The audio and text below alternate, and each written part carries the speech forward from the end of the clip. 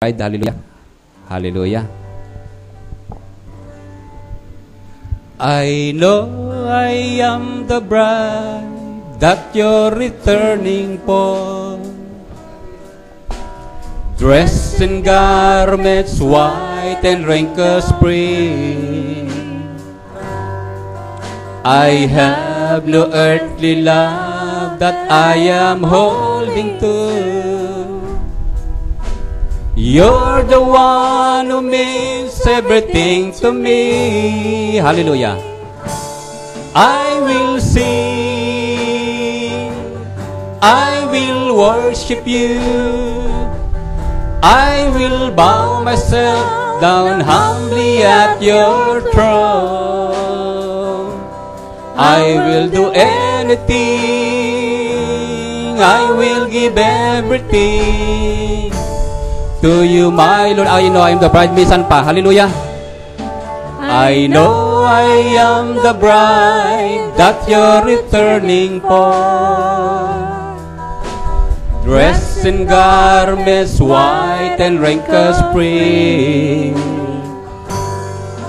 I have no earthly love that I am holding to. You're the one who means everything to me. Hallelujah. I will sing, I will worship you, I will bow myself down humbly at your throne. I will do anything, I will give everything to you, my, for the last time. I know I'm the bride. Hallelujah. I know I am the bride that you're returning. Pastor Ed.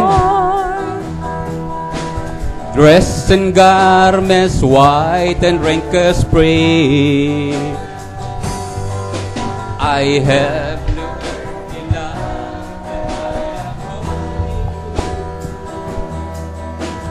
You're the one who means everything to me. Amen. Glory, hallelujah. I will bow myself down humbly at your throne. Amen. I will give everything to you, my Lord.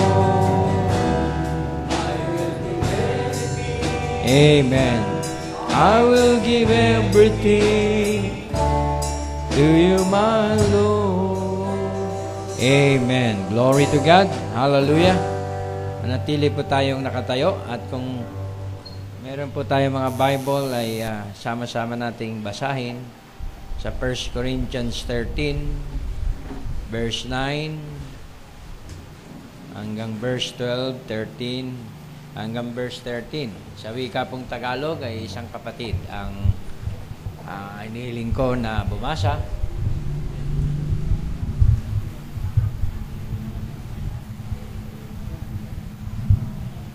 Chapter 1 Corinthians chapter 13 verses 9. Bigyan siya ng microphone hanggang verse 13. Basahin natin sa Tagalog at lahat po ay makinig. Ganito po ang sinasabi. Sapagkat nakakikilala tayo ng bahagya at nangahuhula tayo ng bahagya. Tatapat kung dumating ang sakdal, ang bahagya ay matatapos. Kung ako'y bata pa, nung ako'y bata pa ay nagsasalita akong gaya ng bata. Nagdaramdam akong gaya ng bata, nag-iisip akong gaya ng bata. Ngayong maganap ang aking pagkatao, ay iniwan ko na ang mga bagay ng pagkabata. Sapagkat ngayon malabo tayong nakakikita sa isang salamin, ngunit pagkatapos ay makikita natin sa mukhaan. Ngayon nakikilala ko ng bahagya, ngunit pagkatapos ay makikilala ko ng gaya naman ng pagkakakilala sa akin. Datapat ngayon nanatili ang tatlong ito, ang pananampalataya, ang pag-asa, at ang pag-ibig. ngunit ang pinakadakila sa mga ito ay ang pag-ibig. Sa pang book, Galatians chapter 4. Simulan natin sa verse 1 hanggang verse 8. Tagalog uli.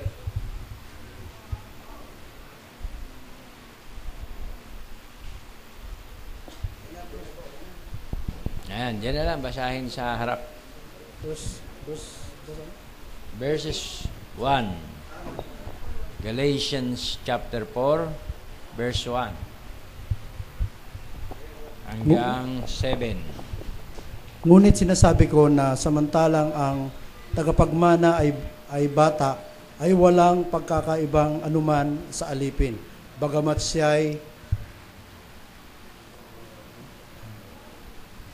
siya'y Panginoon ng lahat. Datapwat na sa ilalim ng mga tagapag-ampon at ng mga tagapangasiwa hanggang sa panahon itinakda ng Ama. Gayon din naman tayo, nang tayo'y mga bata pa, tayo'y nasasakop ng pagkaalipin sa ilalim ng mga pasimulang aral ng sanglibutan. Datapwat, nang dumating ang kapanahunan ay sinugo ng Diyos ang kanyang anak na ipinanganak ng isang babae, na ipinanganak sa ilalim ng kautusan, upang matubos niya ang nangasa ilalim ng kautusan, upang matanggap natin ang pagkukupkop sa mga anak. At sapagkat tayo'y mga anak, ay sinugo ng Diyos ang espiritu ng kanyang anak sa ating mga puso, na sumisigaw, Aba, Ama. Ano pat hindi ka na alipin, kundi anak. At kung anak ay tagapagmana ka nga sa pamamagitan ng Diyos. Amen. Praise be to God. Tayo po'y manalangin at magpasalamat. Let's bow our heads. Dakila at mapagpalang Diyos, sa gabing ito kami dumudulog sa iyo na minsan pa, Lord, ay makasahod sa iyo ng biyaya at pagpapala sa mga salitang ito na nasusulat. Gamitin mo po, O Diyos, ang iyong alipin at ang bawat isa ay magkaroon ng kaliwanagan sa mga mensahe mo sa iyong huling kapanahunan. Aming maliwanag na maintindihan ang lahat ng iyong panukala at ang lahat ng iyong mga turo. Sumaamin ka, Panginoon, ngayong gabi sa pakikinig ng salita na ito at magpakahayag ka sa bawat isa. At nawa ang lahat ng kabalisahan at kabalahan sa aming kalagitnaan ay iyo pong pawiin. Ikaw magbigay sa amin ng peace of mind and comfort sa kabila ng mga trials, pagsubok, sickness, at lahat ng mga hadlang, O Diyos, upang ang salita mo ay malaya naming makita at maunawaan. Kaya Lord, sa gabing ito, Panginoon, pagpalain mo po ang mga salitang ito na aming binasa at ito ay mag-multiply, mag-materialize sa aming mga puso. Ang bawat kataga na ito, Panginoon. Salamat, Lord. Ang lahat ng kapurihan ay aming binabalik sa iyo. In Jesus Christ's name we pray. Amen and amen. Tayo po'y makaupo na. Magandang gabi. Lahat ng mga kapatiran at isang biyaya na tayo may midweek. Dahil ito po, mga kapatid, ay araw ng panalangin. Diba? Dito natin pinagsasama-samahan na hingin sa Diyos at idalangin ang lahat ng ating mga suliranin. Hallelujah. At of course, bago po tayo dumako sa panalangin, ay kailangan natin ng inspiration upang sa ating pagdulog, sa ating prayer, ay merong tinatawag na anointing at merong tinatawag na power sa ating prayer. Di ba? Merong vindication. Kaya ang mga salita ng Diyos ang magdadala sa atin sa kalakasan. Ang mga salita niya ang magbibigay sa atin ng faith. Amen. Hallelujah. Upang i-claim, i-possess ang lahat ng promises niya. Magkaroon ng dominion. Amen. Sa lahat ng mga pangakong salita niya sa ating panahon. I believe with all my heart, mga kapatid, kung ikaw ay kinupkup na, bibigyan ka ng Diyos ng dominion. Di ba? Bago ka makupkup, wala pang posisyon, wala pang trabaho, wala pang trust. Pero pag dumating ang pagkupkup, bibigyan ka ng Diyos ng tinatawag na dominion. Bibigyan ka niya ng tinatawag na pagtitiwala. Dahil magtitiwala siya sa iyo. ikaw ay kanyang kinupkop. Nais kong ito ay isang tinatawag na pagbabalik aral tungkol sa ating mensahe na pinamagatang ang pagkupkop. Amen? Katunayan, sino ba naman ang ayaw na makupkop? Diba? Lahat siguro ng tao sa ibabaw ng lupa gusto makupkop. Diba? O pastor, kupkupin mo na lang ako para wala na akong problema. O kaya isang tinatawag na napakayaman na tao, sabihin mo, Mrs., kupkupin mo na lang ako, o Mister, para wala na akong problema. So, mga kapatid, ang pagkupkop, mga kapatid, ay ito yung tinatawag na refuge. Ito ay deliverance. Ito ay salvation. Kaya napakalaga ng pagkupkop. Maging sa panahon na to na ating ikinabubuhay. Di ba? Lahat ng mga bagay ay talagang pinaghihirapan at talagang pinagdadaanan natin ng mga pagsubok.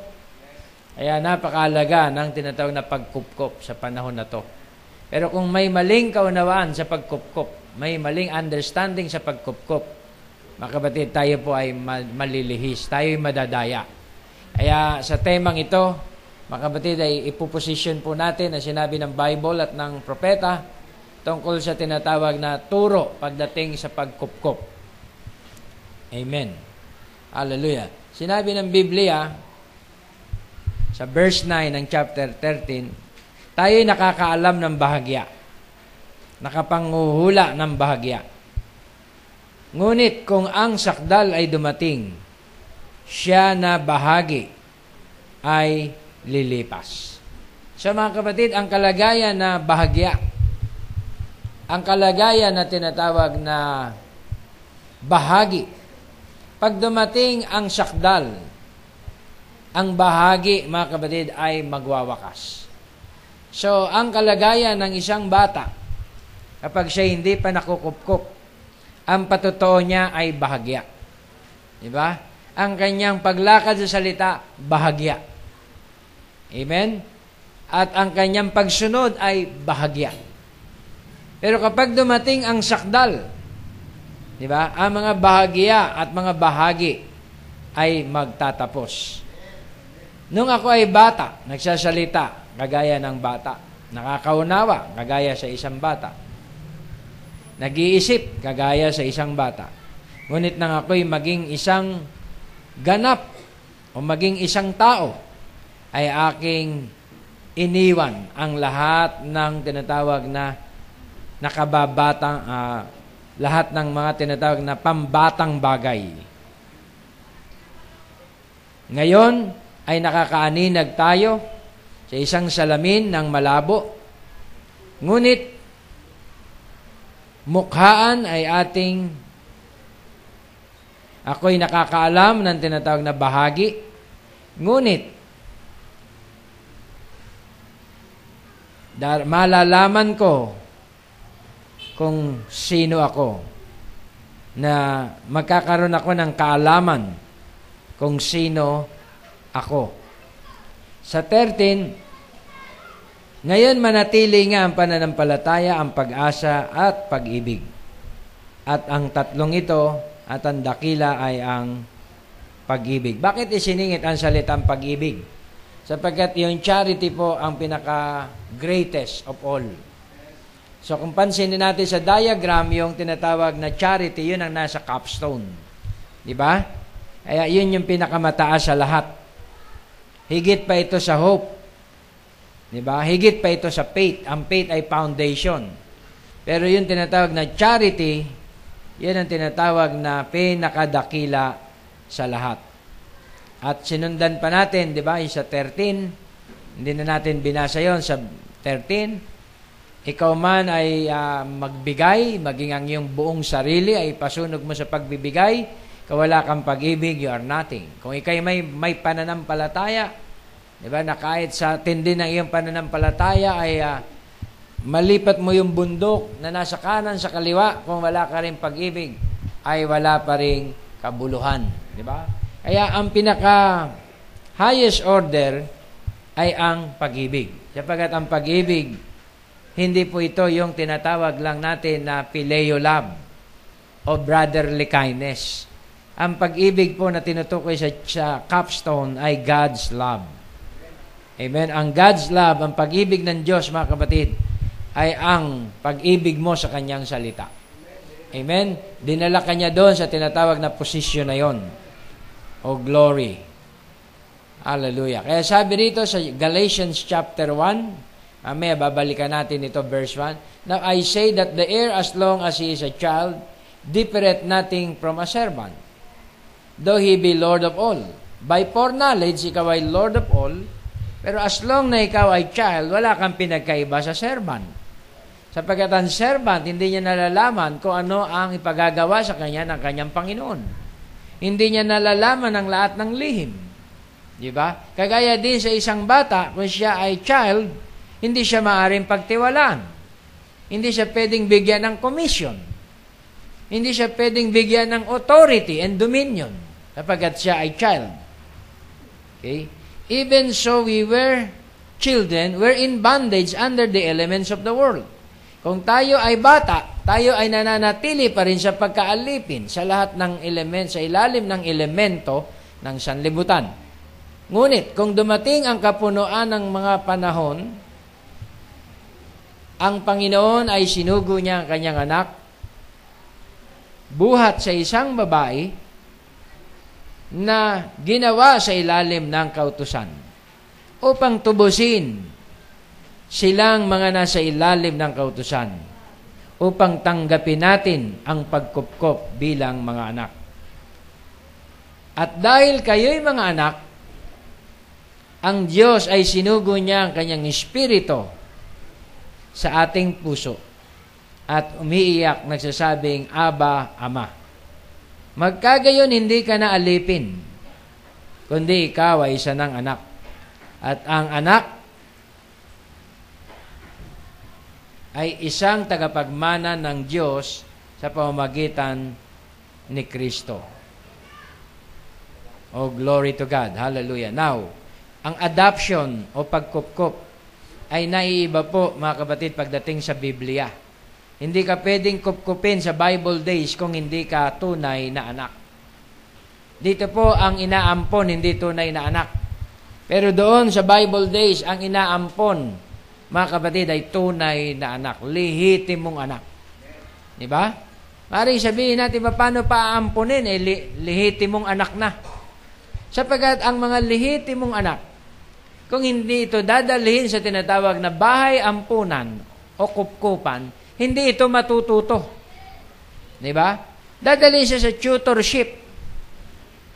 Sa kanyang tinatawag na premature na stage, dadalhin siya sa tinatawag na eskwelahan. Ang eskwelahan po sa time na yon ay stay in. Ipagtitiwala ng ama't ina ang kanilang anak sa tinatawag na tutorship. Kung ilang years doon siya. Diba? At siya uuwi kapag natapos na ang kanyang tutorship. O yung tinatawag na bahay kupkupan. Kaya doon siya bibigyan ng komisyon. Doon siya bibigyan ng task. Doon siya bibigyan ng tungkulin. Doon siya bibigyan ng authority. Ipe-present siya sa publiko at sasabihin niya, ito yung anak ko na nagtapos na. Diba? Ito yung anak ko na kung saan ay nawalay sa amin dahil siya'y dinala namin sa bahay ampunan. Siya'y kinupkup, siya'y tinuruan. At ngayon karapat-dapat na siya sa kanyang posisyon. Ipe-present yun. Ang ama, ang ina ay maghahanda ng isang piging, iimbitahan ang kanyang mga kapitbahay, parang graduation, di ba? Sa atin, pag gumraduate, pag may konti-konting pagpapala, magpapansit yan, di ba? Or anuman. At kung ilan ang maimbita niya, naiimbitahan at sasabihin kasi graduation day ng aking anak. The same din, mga kapatid, sa pagkupkup. Kaya lang, medyo nakakariwasa, mga kapatid, ang mga tao na to nung unang panahon. Ang pagkupkup sa kanila ay kakaiba. Magpapatay sila ng guyang baka. Napakamahal po ng guyang baka sa ating panahon. Diba? At bibigyan ng tinatawag na mamahaling robe ang kanilang anak. Diba? Bibigyan ng ring. Ipipresent sa publiko at sasabihin, ito ang aming anak. Na ngayon ay karapat-dapat na para sa kanyang posisyon.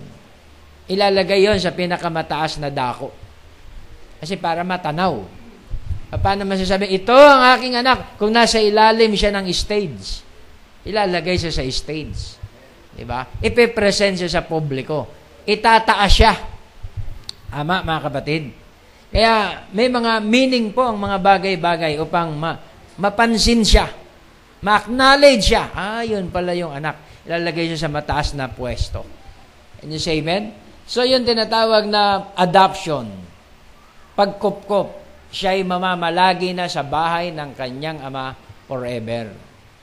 Siya'y gaganap na ng tungkulin ng kanyang ama magpakailanman. At ang ama ay magkakaroon ng pagtitiwala sa kanya. At magkakaroon din ng tinatawag na dominion ang anak sapagkat siya'y binigyan na ng tinatawag na posisyon. Inacknowledge na siya. Diba? Kung ang batay hindi pagganap, hindi siya pagtitiwalaan ng ama. Nako, baka maruin ang father's business. Hindi pa pwede. Diba? Baka kung ano ang mangyari sa negosyo ng ama. Kaya kinakailan mag-matured muna ito sa tinatawag na bahay ampunan. Pag dumating na ang adoption, doon siya pagtitiwalaan, doon siya ipepresent, doon siya i-recognize. Amen? Same authority sa ama, mga kapatid, ang kanya ding i-exercise sa tinatawag na bagong posisyon. Kaya napakahalaga po ng adoption. Okay? Kung walang adoption, walang seremonya ng adoption, walang magaganap na tinatawag na dominion. Walang magaganap na tinatawag na father's business. Amen. Sapagkat ang anak ay hindi pa karapat-dapat. Sabi dito, for you haven't received the spirit of bondage again to fear, but you have received the spirit of adoption. After you're adopted, all right? After you've adopted, you're placed then you. Understand? After that ceremony said, you've been put into the body correctly. You're a son, sure, a daughter. When you're born again, that's your birth. Adoption is your birth. Can you say amen? Adoption is your baptism. When you're born again, that is your adoption. That's your birth. But now, you're positionally placed. Mga kapatid, once you are born again, you are positionally placed. Where? Positionally placed into the body of Christ. Amen? Yun po. We have not received the spirit of fear, but we have received the spirit of adoption, whereby we cry, Abba, Father, which means, my God. The Spirit itself bears witness with our spirit that we're children of God. How does it do? Glory to God. I don't bother me. I'm a child of God, and go out and do the things you do. The Spirit of God will do the works of God. Jesus said, he that believeth on me, the works that I do, shall he do also. Doon ikinapit yung John 14:12 sa time ng adoption. Kung walang adoption, walang John 14:12. The works that I do, you shall do also. How can we do the works of God if we are not yet adopted? Diba? How can we do greater works? Diba? If we are not positionally placed, diba, into the body. Kung ikaw ay na-position perfectly sa body, amen, ano pong mangyayari? Ikaw ay pagtitiwalaan ng Ama. Diba? Ikaw ay makagagawa ng mga dakilang bagay. Greater works. Same works and greater works. Okay, another quote. If this vine comes forth, and it produce a bunch of grapes, and then next one comes forth and produce a bunch of pumpkin, there's something wrong. See? It's a grafted church. It's a grafted vine.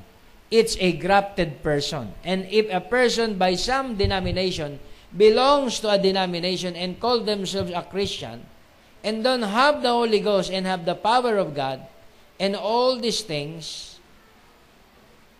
now if you go out here and act like a bunch of this, that, just cause you spoke in tongues and seen devils speak in tongues, yes sir, I've seen them dance in the Spirit and shout and pour at the mouth, everything else and all that, I've seen that. I'm talking about the Spirit of God. The Spirit itself bears witness with our spirit that we are children of God. Magpapatotoo ang Espiritu ng Diyos sa ating espiritu na tayo ay mga anak ng Diyos. Then if the children heirs or heirs of God, kung ang anak ay tagapagmana sa Diyos, ito ay kalakip na tagapagmana din ni Kristo, na tayo ay magdadanas kasama niya upang tayo ay luwalatiin magkakasama. Aking pinamamanhik na ang pagtitiis sa presenteng panahon na ito ay hindi mo maaaring maikumpara sa kalawalatiang mahayag sa atin. Sino po ba nagtitiis ngayong gabi? Taas ang kamay. Nagtitiis sa hirap, nagtitiis sa pagsubok, nagtitiis sa karamdaman, nagsasuffer sa flesh. Diba? Sa thorn in the flesh. Sabi sa message, as long as you live, it will always bother you all the time. As long as you live. Pero sabing ganon, ang mga suffering, ang mga hirap, ang mga pagsubok, ang mga pag-uusig ay hindi karapat-dapat, nararapat, not worthy, diba? To be compared with the glory which shall be revealed in us, sa kaluwalhatiang ihahayag sa atin. Kaya tiisin na natin, diba? Dahil yan po ay partial suffering lang, diba? Partial trials lang. Amen? For the earnest expectations of the creature, little word there, a little marginal reading, creation is right in Greek. Expectation of the creation is waiting for the manifestation of the sons of God. So ang mga nilikha ay nag-iintay sa kapahayagan ng mga anak ng Diyos. What's everything waiting on? What's on the whole creation waiting for? Ano ang ipinag-iintay ng buong nilikha, sang nilikha? Ang kapahayagan, manifestasyon ng mga anak ng Diyos. It's waiting for the church to become into its position.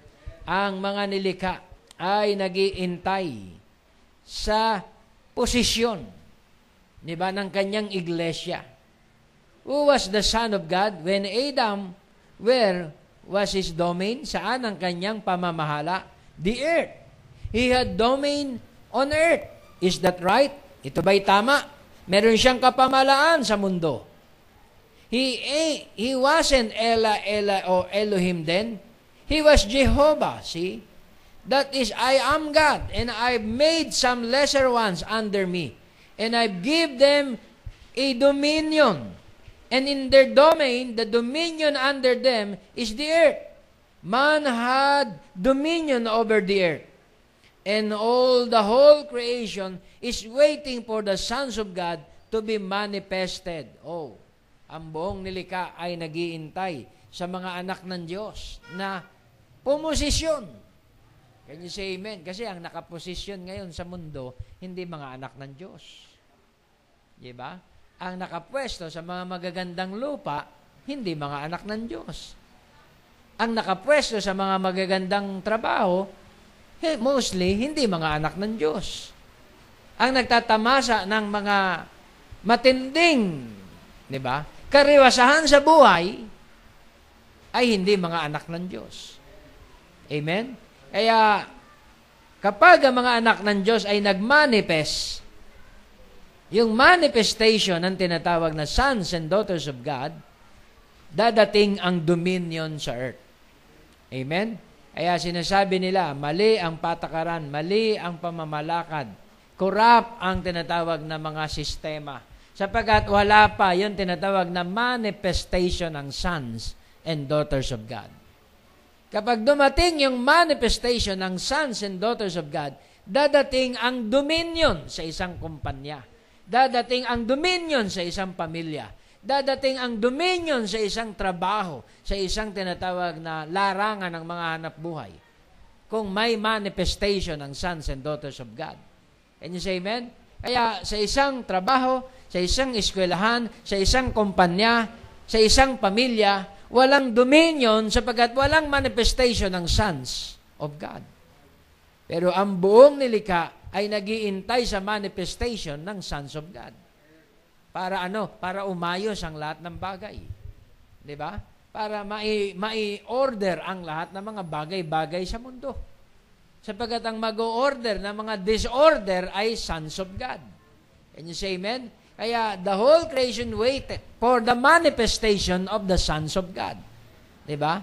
Sons and daughters of men, mga kabatid, ay magpaprophesy. Ipoposisyon nila ang mga bagay-bagay. Amen. Sa lupa.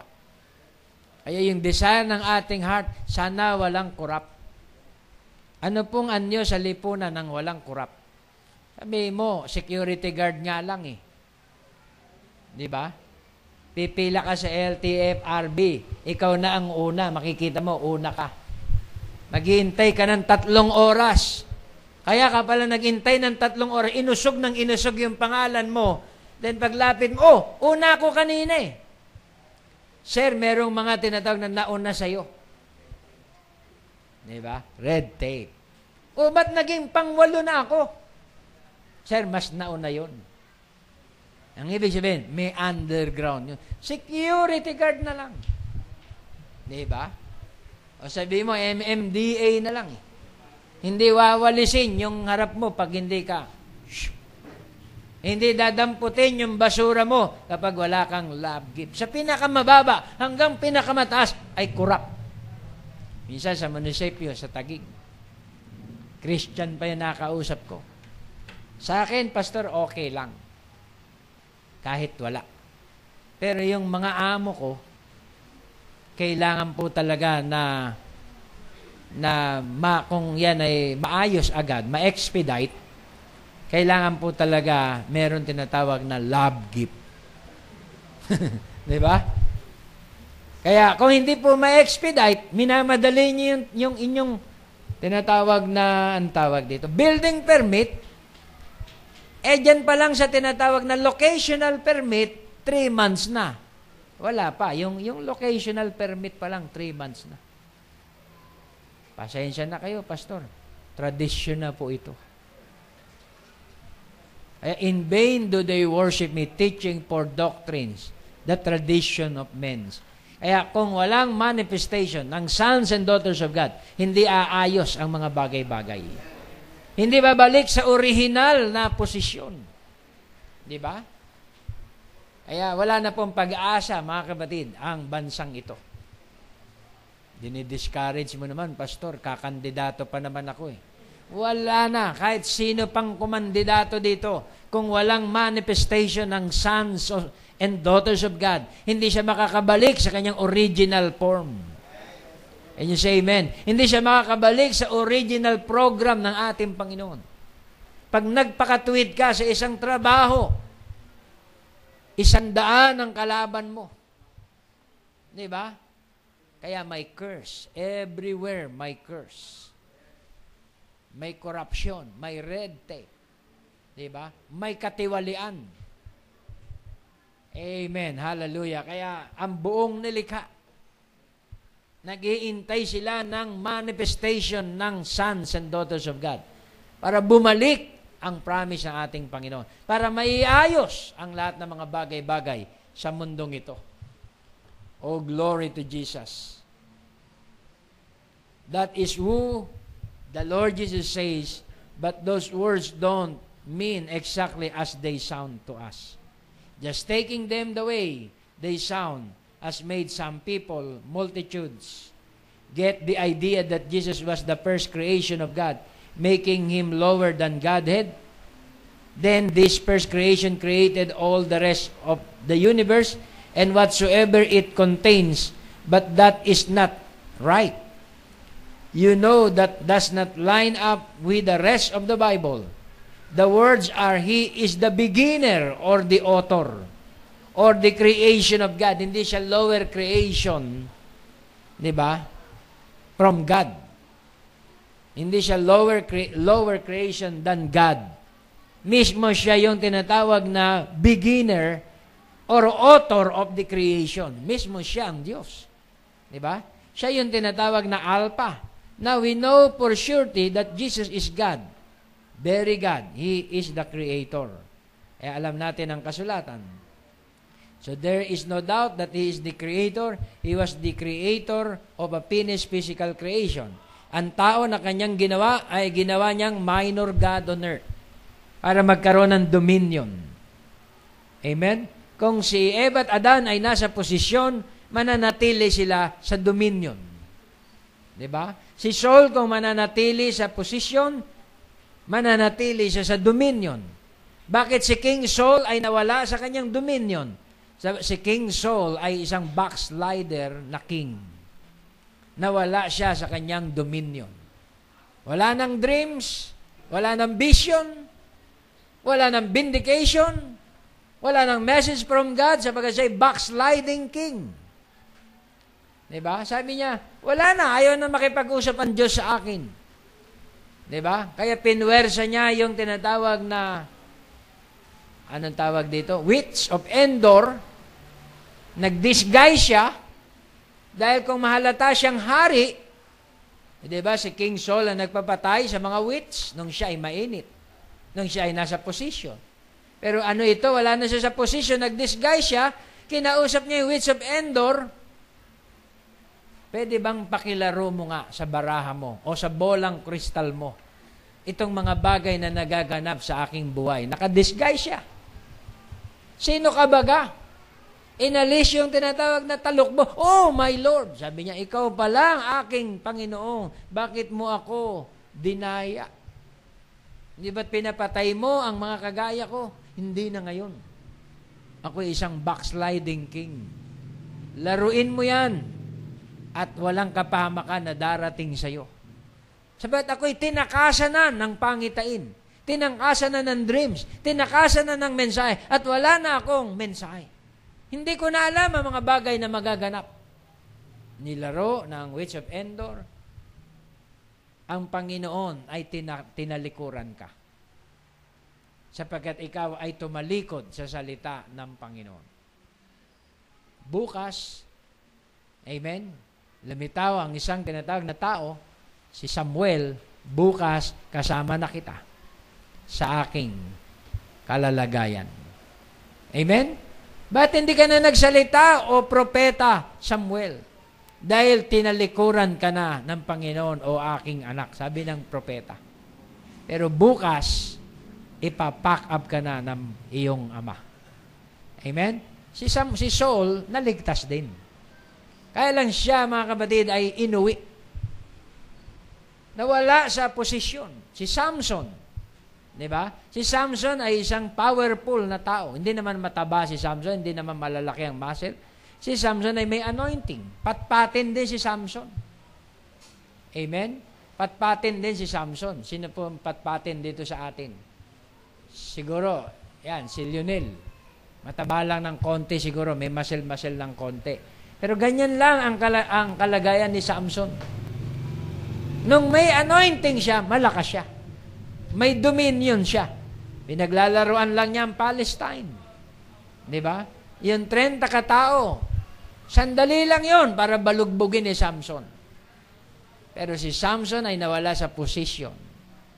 Amen? Nadaya siya ng babae. Nawala siya sa posisyon. So, nung mawala siya sa posisyon, nawala ang dominion. Nawala ang kanyang strength. Nawala ang kanyang paningin. Diba? Nakuha nyo? Pero may prayer siya, Lord, just once more. Sa isang pagkakataon lang, Panginoon, ibalik mong muli ang aking kalakasan. Ibigay mo sa akin ang aking posisyon. Dahil hindi ko maatim na nilalait-lait ang iyong pangalan ng mga Palestinong ito na hindi tuli. Di ba? Pinupusok nila ang iyong pangalan at ang iyong kaluwalhatian. Just once more. Di ba? Ibalik mo, Lord. Pinosisyon si Samson sa pamamagitan ng tinatawag na musmos. Tama? Inakay siya ng isang musmos. Siguro nung kalakasan ni Samson, hindi siya papayag akayin ng musmos. Pero nung hopeless na siya, di ba? Ang buong tiwala niya, nilagak niya sa musmos. Amen. Inakay siya. Dalhin mo ako sa pinakamalaking poste. Yung pinakatinatawag na cornerstone. Dalhin mo ako dito sa cornerstone ng templo. Akayin mo ako. Bata yung umakay, di ba? Inakay siya ng tinatawag na fivefold. Tinuro sa kanya yung tinatawag na, ayan, Samson. Doon siya nanalangin, doon siya umiyak. Lord, just once more. Putol na ang buhok. Wala nang authority. Hindi mo ba napansin, pag putol ang buhok nyo, mga kababaya, ayaw nyo sumimba? Di ba? Pag maiksi ang mga buhok, ayaw nyo sumimba dahil nahihiya kayo. Authority na wala. Di ba? Kung ano-anong pagagawin mo sa buhok mo, mahihiya ka. Kung ano-anong isuot mo, bawal sa mensahe, mahihiya ka, nawawala yung authority. Pero si Samson ay nagrepent. Lumapit siya at sabi niya, just once more, Lord. Nagrepent siya ng totoo. Kapag nagrepent ka ng totoo at tunay na pagsisisi, darating sa iyo ang baptism ng Holy Ghost. Anointed si Samson sa spirit realm. Diba? Before na siya akayin ng bata. Anointed siya sa flesh realm, kaya napakalakas niya. Pero wala pa siyang karakter. Diba? Imagine, may power siya, may strength siya, pero saan niya ginagamit? Diba? Sa babae. Nagpapakyut siya kay Delilah, nagpapakyut siya sa mga worldly woman. Ang power niya, ang karakter niya, wala pa. Showmanship. Di ba? Pag may showmanship ka pa, wala ka pang new birth. Di ba? Dahil ang authority ng sons of God ay hindi naka-ordain para sa showmanship. Di ba? Si Kristo may power and authority, walang showmanship. Kahit katiting. Di ba? Pwede siyang lumikha ng bato. Gawing tinapay. Pwede siyang tumalon doon sa mataas na torre at hindi siya maano. Pero hindi niya ginawa. Di ba? Dahil wala siyang showmanship. Pero itong tinatawag na mga modern preachers, so-called scientists, so-called, di ba, preachers in these last days ay punong-puno ng showmanship. Di ba? Kaya walang pinagkaiba yan sa mga magician. Walang pinagkaiba yan sa mga wizard. Di ba? Na pinapalabas sa TV, umaangat. Nagmamagic sa publiko. Sila David Blaine o sino pa man. Di ba? Sino pa yon? Chris Angel at marami pa. Di ba? Meron pa silang showmanship. Si Kristo wala ni isang showmanship. Dahil ang kanyang anointing, hindi pang showbiz. Hindi pang worldly things. Ang kanyang dominion, mga kapatid, ay sa Word of God. Dominion, mga kapatid, sa lahat ng work of the devil. Kaya ang Christian, mga kapatid, hindi pwedeng magpalabas. Di ba? Wala siyang ganyang katangian. In secret, kung may himala. Di ba? Hindi publicly. Tama, mga kapatid? Kaya, yun po, mga kapatid, ang tinatawag na authority. Pag naibalik ang posisyon, dadating ang dominion. Diba? Hindi ka naman pwedeng magkaroon ng dominion, sasabihin sa'yo ng demonyo, anong posisyon mo para utusan kami? Diba? Hindi, si Paul nangangaral May authority siya. Si Paul. Si Peter nangangaral. Sumusunod ang mga demonyo. Si Peter. Pero ikaw, sino ka? Sasabihin ng demonyo sa'yo. Kaya pag rumibyo ka rin sa mga unbeliever, parang walang puwersa, walang authority. Dahil wala kang dominion. Sabihin pa sa inyan, Sister, rebuke ka ng rebuke. Parehas lang tayo.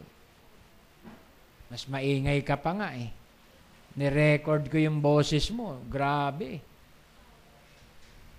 Di ba? Ganyan ba ang mga Kristiyano? Mahihirapan kang sumaway, mahihirapan kang mag-exercise ng dominion kung wala kang posisyon. Pero kung nasa posisyon ka, di ba? Ano po mangyayari, mga kapatid? Silent ang lahat. Diba? May kwento nga isang brother na natuwa ako doon sa kwento niya. Meron daw isang pari sa kanila kura paroko, doon sa Tarlac. Habang nagmimisa yung kura paroko, may isang pulubi. Pumunta, lumapit. Parang balbasarado eh. Yung damit talagang marumi. Talagang pangit. Lumapit daw. Napatingin ang lahat ng tao. Siyempre, di ba? Nagsisermon si Father, may lumapit. Alam dyan sa harap ng pulpito. Pagdating sa harap, tinitigan siya sa mata. Makasalanan ka.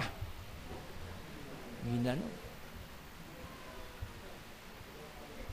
Hindi lang isang beses, pangalawang beses, makasalanan ka. Pangatlong beses, makasalanan ka. Then, tumalikod yung tao. Naglakad dahan-dahan. Pero alam niyo ang ginawa ng priest? Nagbait-baitan siya. Hindi sumamang kanyang muka. Talagang ginalingan niya eh. Actor siya eh. Sabi ng mga tao, ang galing ni Father. Hindi nag-blush. Hindi natigatig kahit konti. Kita niyo mga kapatid? Pero yung tao, mga kapatid, makakalapit ba yun kung walang authority? Sabi ni brother, tingin ko, pastor, propeta yun. Biglang lumitaw. Kasi yung father pala dun sa amin, yung aking pinsan, asawa niya. Lalaki siya eh. Lalaki yung pinsan ko, pinag-aaral niya. Kaya pala yung propeta tumayo, makasalanan ka. Ginaganyan siya, mga kapatid. Di ba? Authority. Doon niya naintindihan, kaya pala meron tao doon na tumayo. Si John the Baptist, at pwede ba niyang ituro di ba? Si Herod na makasalanan ka. Di ba? Nirebuke niya. Pwede ba yon kung walang authority si John the Baptist? May authority si John the Baptist. Kaya kapag nasa position ka, meron kang dominion. Ang dominion, mga kapatid, ay pinagkaloob sa sons and daughters of God. Ngayon po, mga kapatid, konting karamdaman, hindi natin ma-rebuke. Kasi ang nasa isip natin, kortal ang katapat niyan. Diba? Biogesic lang yan. Pero kung may authority ka, pwede, kahit ano. I-claim mo. Diba? Pwede mong salitain, pwede mong utusan. Diba? Kaya yung posisyon, mga kapatid, binabalik ng Diyos sa bawat anak niya. Posisyon sa salita. Kapanganakan, new birth. Diba? Adoption. Ang pagkupkop. Ika'y inilagay ng Diyos sa isang tinatawag na posisyon. Kaya si Brother Branham, before the opening of the seals, walang adoption. Ang turo niya, galing sa theologians at sa mga reformers. Ang turo niya galing kila Larkins, Uriah Smith, ang kanyang reference. Sabi niya, I commit a horrible mistake. Nang mabuksan ang selyo, itinaas siya ng Ama. Ikinot up siya doon sa constellation ng 7 angels. Itinaas siya. Can you say amen, right? Nilagay siya ron at nakatabi niya yung pampito. It mean more to me than the rest of the angels. Yung pampito ay, di ba? Parang nangungusap sa akin na hindi iba sa akin. Yun ang representation niya eh. Itinaas siya doon sa constellation ng mystery cloud. Can you say amen? Yun ang time na nabuksan ng selyo, yun ang time na siya'y pumosisyon sa kapahayagan ng salita. Yun ang adoption. The same din kay Jesus Christ. Amen? Meron ding tinatawag na placing of a sun. Diba? Ano pong nangyari? Sa Mount Transfiguration, ba, nagliwanag ang mukha ng ating Panginoon, ipinakita ang Old Testament prophet na si Moses at si Elijah. Ang sabing gano'n ni Moses and Elijah, diba, nagliwanag, nakita nila Peter. Ano sabi ni Peter? Maiinitan sila, Lord. Diba? Gawan ko kayo ng tinatawag na bubong para hindi kayo mainitan. Ang sabi ng tinig, hear ye him. This is my son. Then ang ulap umusog at natakpan sila ng tinatawag na pillars of cloud. Amen? Hindi kailangan ng Diyos ng artificial tabernacle dahil siya ay Diyos na naayag sa laman. Kaya ang tinig, mga kapatid, hear ye him. Kaya yung mga naposisyon na, hear ye them. Diba? Pakinggan nyo sila dahil ang sasabihin nila ay naaayon sa salita ng Panginoon. Mayroon silang authority and dominion. Amen. Kaya sinabi sa Biblia, ang manampalataya at mabautismoan ay maliligtas, datapat ang hindi ay parurusahan. Sila ay magpapatong ng kanilang mga kamay sa mga may sakit. Na-exercise pa po ba nyo yan? Nakita mo yung anak natin, mga anak-anak, lumuluhan na dahil sa sakit. Nasubukan nyo po bang ilayhan sila? Dahil sabi ng Biblia, ipapatong nyo ang inyong mga kamay sa mga may sakit. I-claim nyo yung tinatawag ng healing niya at sa pamamagitan ng authority, sila ay gagaling. Hindi trabaho ni pastor yan. Trabaho nating lahat yan. He that believeth on me, di ba? Kaya hindi lang si pastor ang naniniwala, kayo rin. Ang bawat isa rin sa atin ay pwedeng magpatong ng kamay. Hindi lang manggagawa, hindi lang workers. Sila'y gagaling. Uutusan ninyo mga karamdaman. Pag nag-utos kayo sa karamdaman, hindi yung nag-aalala kayo, umalis kaya. Hindi, mga kapatid. Pag nagpapaalis ka, may authority, ngayon na, umalis ka.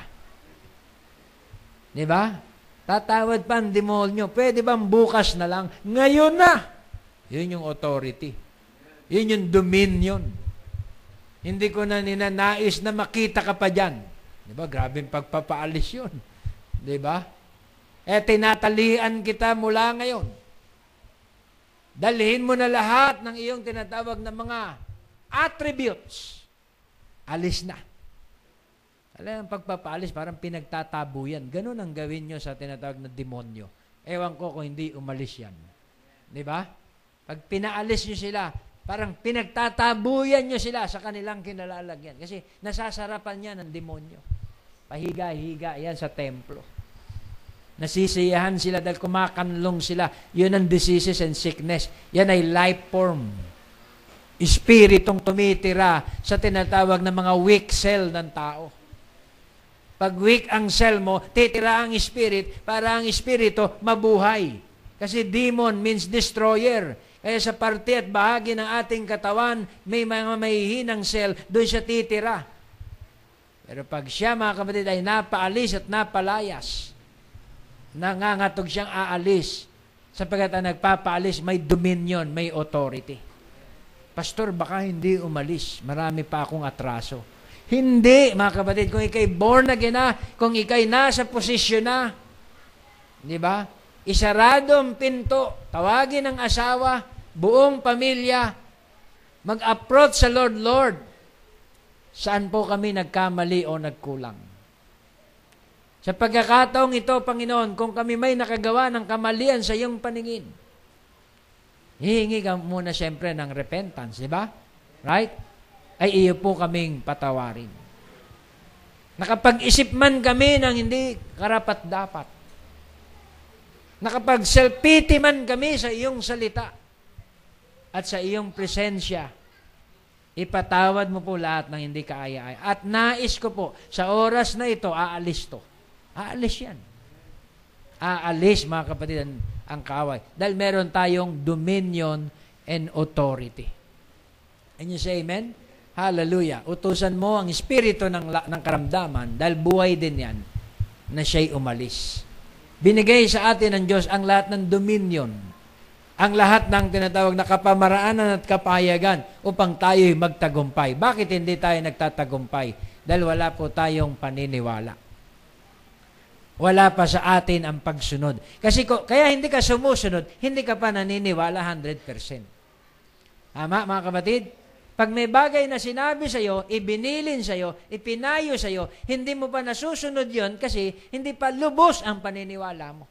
Let's say, anak, ito ang gawin mo, isettle mo lahat, ayusin mo lahat, para smooth.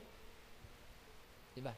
Kung hindi ka sumunod, hindi ka gumawa, ibig sabihin, hindi ka pa naniwala sa advice.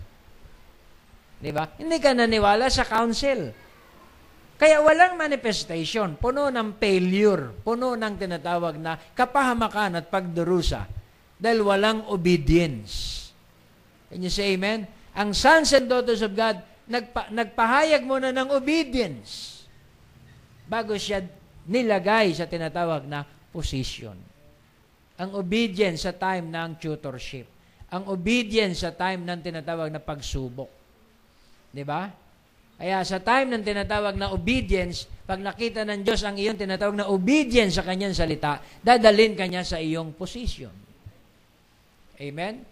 Sana mga kapatid, hindi in-check ang ating amo. Hindi ko tinutukoy yung mga tao personal. Ang tinutukoy ko yung mga negosyante. Hindi sana Bombay, hindi sana Muslim ang nakakaangat sa atin. Dapat bribe. Tignan mo, pag pumunta ka ng Green Hills, mga Muslim. Kita mo yan, mga kapatid? Yan yung mga mayayaman. Diba? Pag pumunta ka ng parting Chinatown, mga Chinese. Bakit, mga kapatid? Meron silang tinatawag na discipline.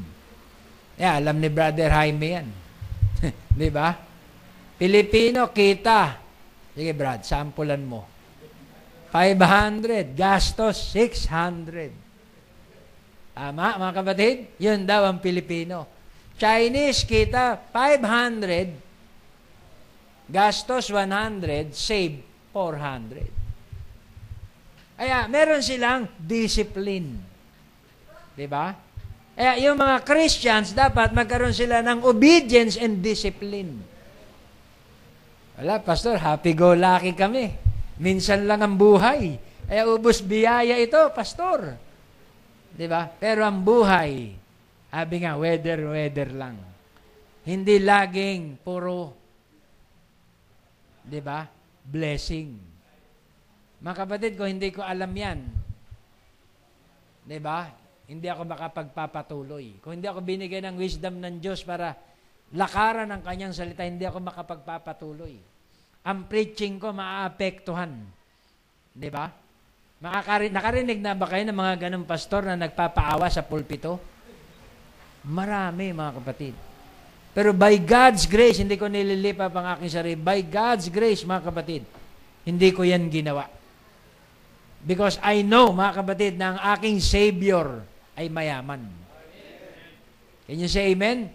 At ang aking supplier, mga kapatid, ay ang Diyos. At ang kontak ko sa Kanya, direct. Diba? Kaya, as sons and daughters of God, sa time ng ating manifestation, ibinalik niya sa atin ang dominion. 100% na ba, Pastor?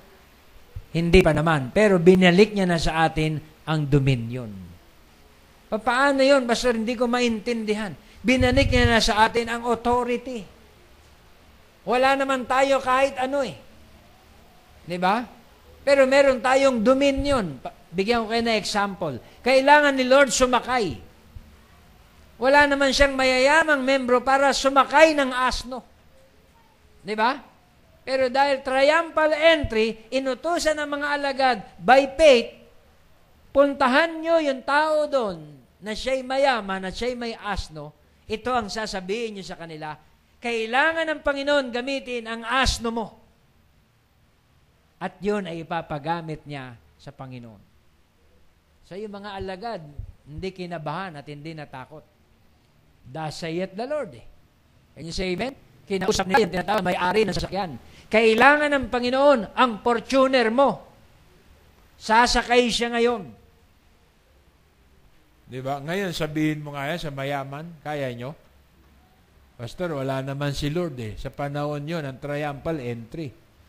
Pero sa time ni Lord, mga kapatid, walang pinagkaiba yon. Pag nakaasno ka, para ka na rin naka-fortuner. Diba? At sabi ng mga alagad sa isang mayaman, yung asno mo, Brad, alam kong may takot ka sa Panginoon, kailangan ng Panginoon gamitin. Walang dalawang salita. Sige, gamitin nyo para sa Panginoon, para lalo akong i-bless. Alam niyo, minsan yung mga unbeliever, mas may word of honor pa kaysa sa mga believer. Di ba? Mas may faith pa sila. Mas giver pa sila kung minsan. Kasi yun na lang ang assurance nila eh. Can you say amen? Naalala ko yung binala ni Brother Jonathan ng sasakyan eh. May istorya yun. Nakipagtawaran kami. Sabi nung American, 580 nga yan eh. Kaso hindi ko mawari kung bakit na ibaba ng 550 at nang makausap ko kayo, negotiable pa ang nasabi ko. Kaya iiling-iling siya. Sabi ko, sir, may dent sa likod eh. Yes, I know. Pwede rin ako magpagawa. Sabi ko, Hindi na kailangan. Discountan mo na lang kami kahit 10,000 pa. okay, sabi niya. Sige, deal. Then kinabukasan, tumawag yung friend niya na priest at sabi, pare, sa akin mo na lang ibenta, 560. May word of honor siya kay Brother Jonathan. Sabi niya sa pare, hindi maaari. I am a man with the word of honor. Kaya kunin nyo na yung sasakyan dito. Can you say amen?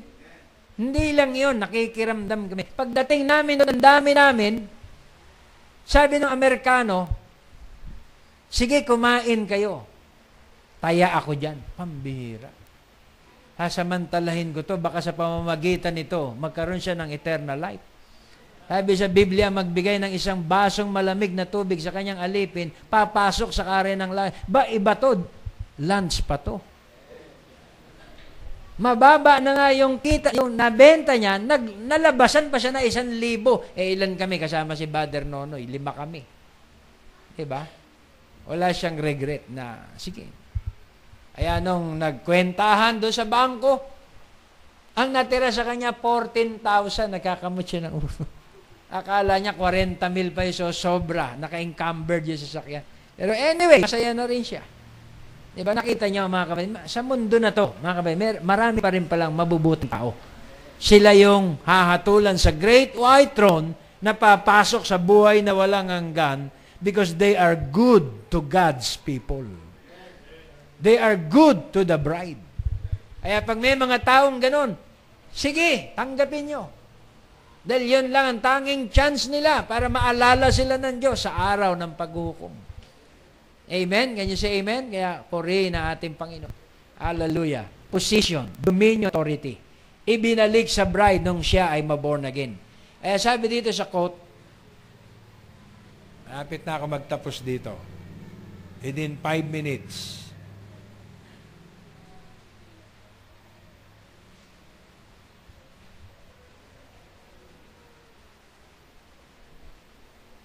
sabi dito, but now he is standing in the midst of the church as he stands there, revealed who is in this last age. He called himself the author of the creation of God. This is another creation. This has to do with the church. This is a special designation of himself. He is the creator of the church. The heavenly bridegroom created his own bride. As the Spirit of God, he came down and created in the Virgin Mary the cells from which his body was born. I want to repeat that. He created the very cells in the womb of Mary for that body. It was not enough for the Holy Spirit to simply give life to a human ovum supplied by Mary. That would have been sinful mankind producing a body that would not have produced the last Adam. Of him it was said, Lo, a body hast thou prepared for me. God, not Mary, provided that body. Mary was the human incubator. She carried that holy child and brought him to birth. It was God-man. He was the Son of God. He was the new creation. Man and God met and joined. He was the first of this new race. He is the head of this new race. Mga kapatid, siya yung pangulo ng tinatawag na bagong lahi na ito. He is the head of the body, the church, who is the beginning, the firstborn from the dead, that in all things he might have preeminence. Therefore, if any man be in Christ, he is a new creation. All things have passed away. Behold, all things are become new. There you can see that though man was of the old order or creation, now in union with Christ, he is become the new creation of God. Kaya sa pamamagitan ng union kay Christ, tinawag tayong new creation with God. Amen. Kaya yung pag-aasawa, yung pakikipag-isa natin kay Kristo, tayo daw ay naging bagong nilalang sa Diyos. Sapagkat naipag-isa tayo, mga kapatid, sa salita ng Diyos. Hallelujah. Yeah, sabi rito, for we are His workmanship. Tayo ang kanyang mga gawa. Created in union with Christ Jesus unto good works. Tayo pala nilikha at pinag-asawa kay Kristo sa mabubuting gawa. And that you put on the new man which after God is created in righteousness and true holiness. The new creation is not the old creation made over. Kaya walang cleansing. Yung old creation made over, you cannot patch it up, you cannot make him better. Hindi mo pwedeng pabaitin, hindi mo pwedeng tapal-tapalan, hindi mo pwedeng sabon-sabunin. The new creation is not the old creation made over. Or it could not be called a new creation. Hindi mo pwedeng tawaging bagong nilikha kung yan ay rebuilt. Diba? Kung yan ay pinabait, kung yan ay pinaputi lang. Yan ay bago. That is exactly what it says it is. New creation, it is another creation. Distinct from the old one. Kaya may changing of the soul. Diba?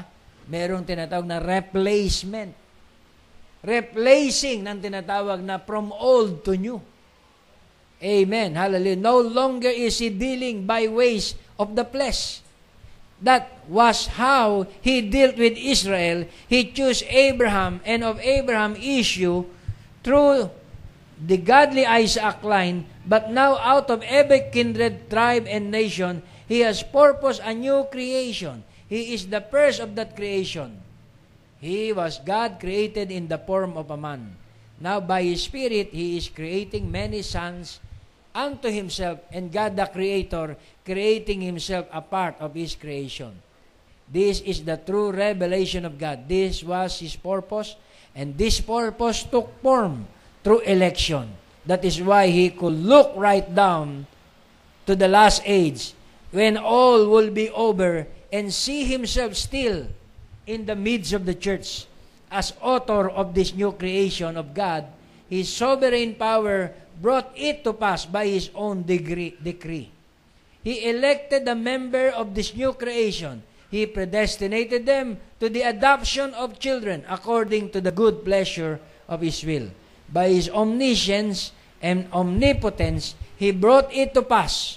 How else could He know that He will be standing in the midst of the church, receiving glory from His brethren? If He did not make us make sure, all things He knew, and all things He worked out according to what He knew, in order that He purpose and good pleasure He brought to pass. Sa uling panahon, mga kapatid, naganap yung tinatawag na election. Naganap yung tinatawag na pagtawag. Naganap yung pagkupkup. Dahil ang uling panahon ang kapunuan ng mga turo. Kapunuan ng mga aral.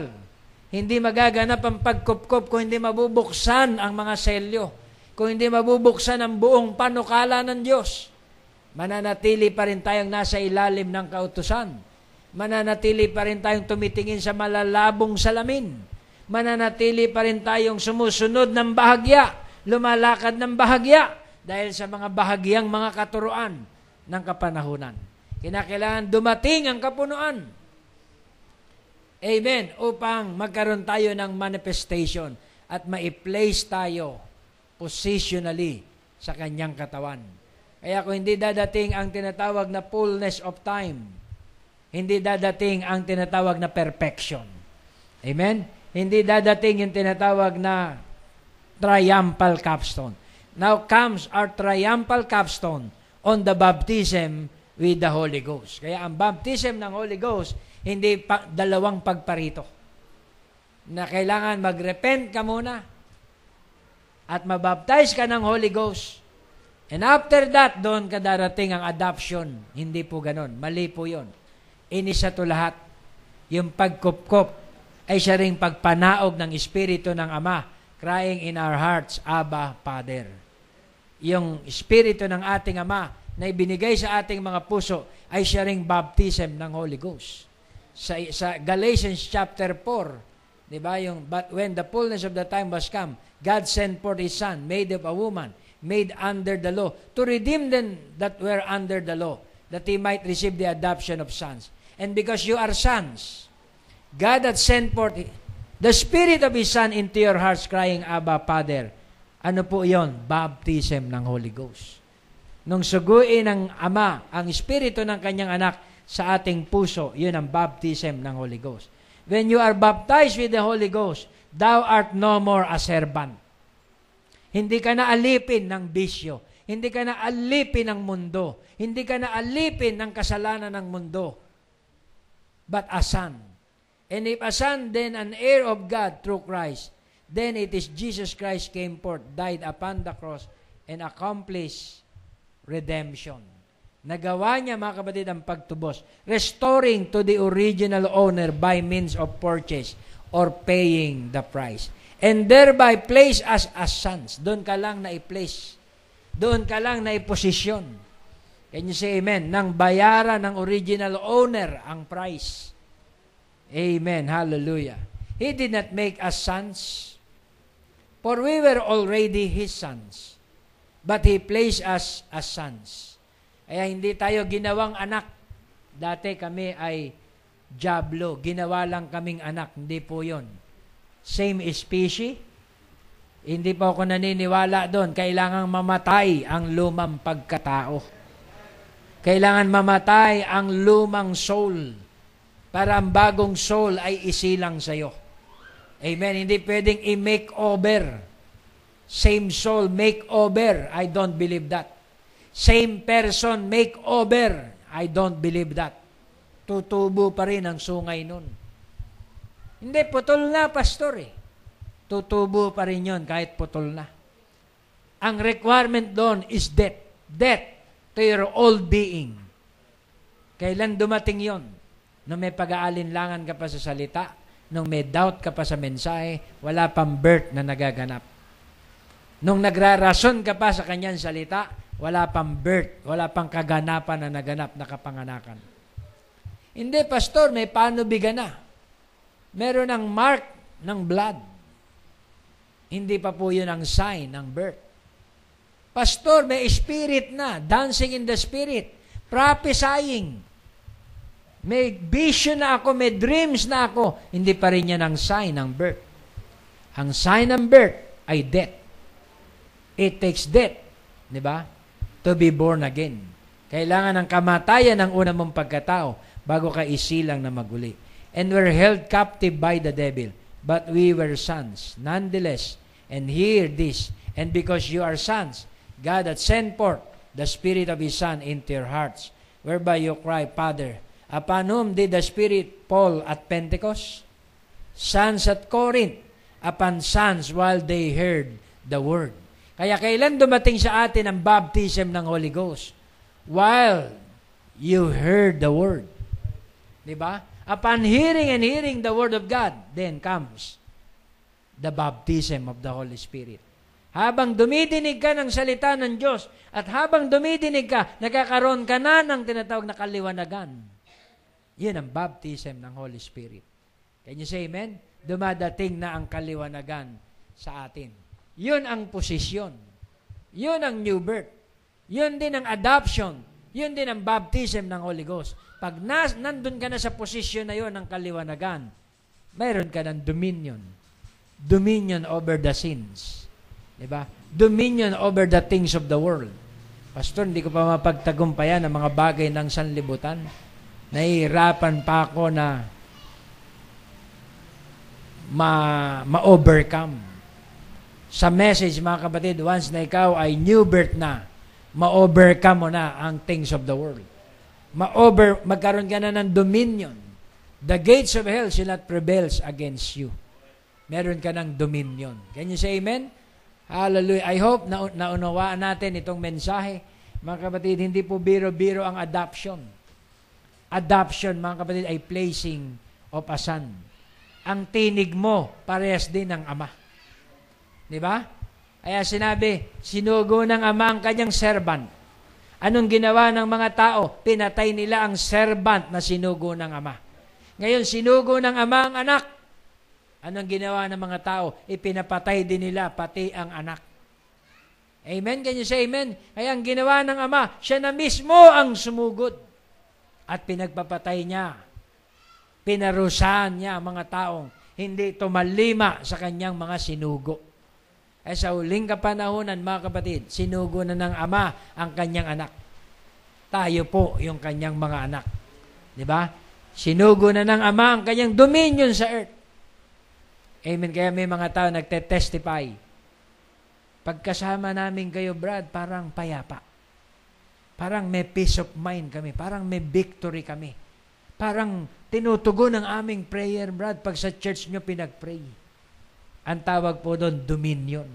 Can you say amen? Yung authority, mga kapatid, nasa bride. At nakikita ng mundo ang manifestation ng salita ng Diyos sa ating mga buhay. Kaya magpatuloy po tayo, lumakad sa salita ng Panginoon. Magpatuloy tayo hanggang sa tayo makupkop bilang kanyang mga anak.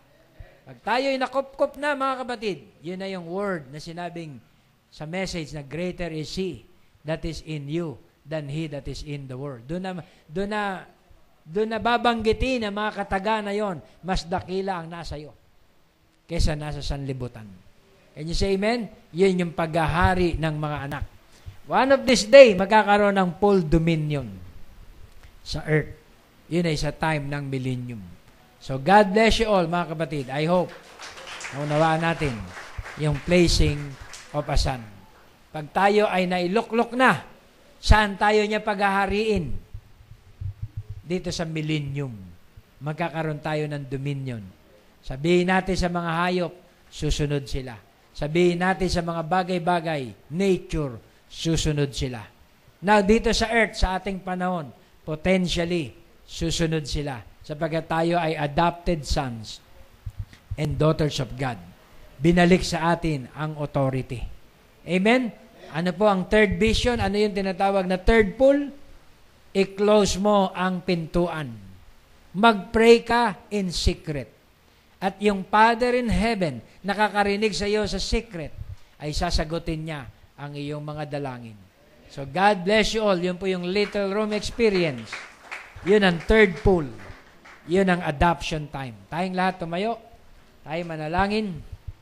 Hallelujah. Mawi tayo ng isang awit.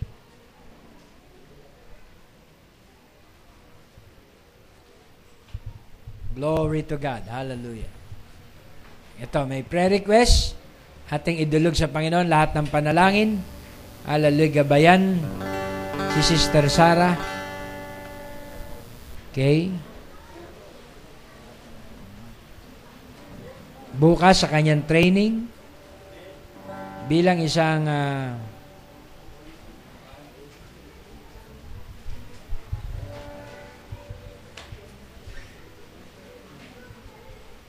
assistant, pharmacist, at pagalingin ang bukol sa paa ni Nathan na apo ko. So pag-pray natin si Nathan at si Sister Sarah. May iba ba bang prayer request? Brother Rudy, sa kanyang tinatawag na body pain. Meron pa bang prayer request na gusto niyong idulog ngayong gabi? So, umawit tayo ng isang awit. Sige.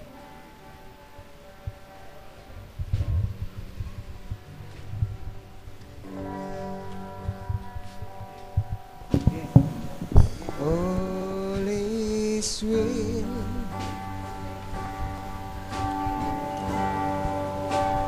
All is well.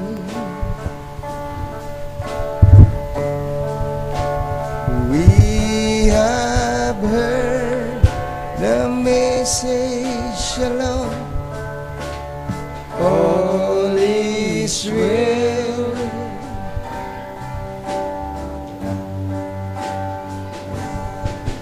There is a place, a perfect rest behind the inner veil.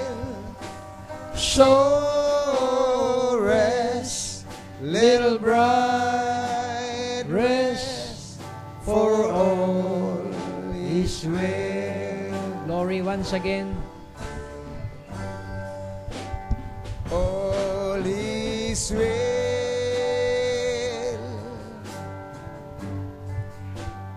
All is well.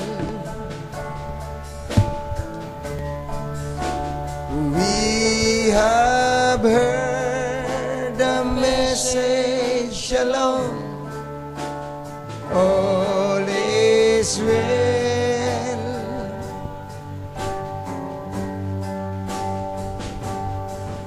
There is a place, a